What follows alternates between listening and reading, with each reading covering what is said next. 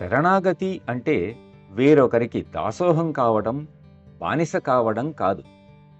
ఆధ్యాత్మికంగా చెప్పాలంటే శరణాగతి అంటే నీవు మోస్తున్న భారాన్ని క్రింద పడేసి స్వేచ్ఛను పొందటమే తప్ప వేరొకటి కాదు.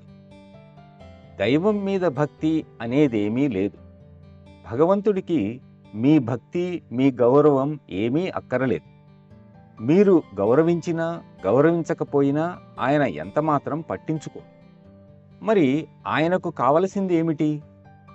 మీరు అప్పుడు, ఇప్పుడు, ఎప్పుడు, పూర్వం, ప్రస్తుతం, భవిష్యత్తులో కూడా తన అస్తిత్వంలో ఒక భాగమేనన్న సంగతిని మీరు గుర్తించాలని ఆయన కోరుకుంటాడు.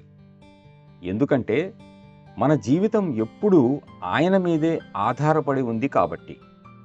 ఆధ్యాత్మిక విలువల గురించి, ఆధ్యాత్మిక సాధన, ఆధ్యాత్మిక సత్యాల గురించి క్లుప్తంగా చెప్పాలంటే ఇంతేనని నేను అనుకుంటున్నాను.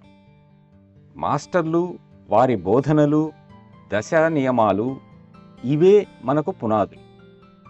వీటిని క్షుణ్ణంగా, యథాతథంగా అర్థం చేసుకొని తూచా తప్పకుండా పాటించాలి.